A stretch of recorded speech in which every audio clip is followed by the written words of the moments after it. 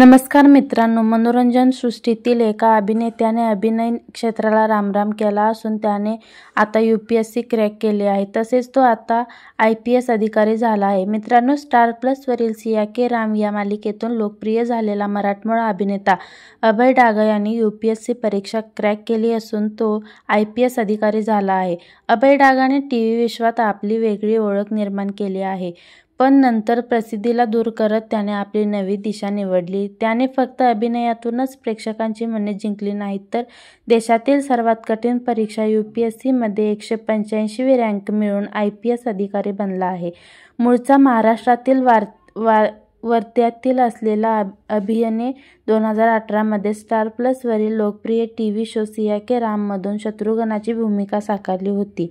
या मालिकेतून त्याला प्रचंड लोकप्रियता मिळाली. मात्र आता अभयाने त्याची वेगळी वाट निवडली असून तो IPS अधिकारी झाला.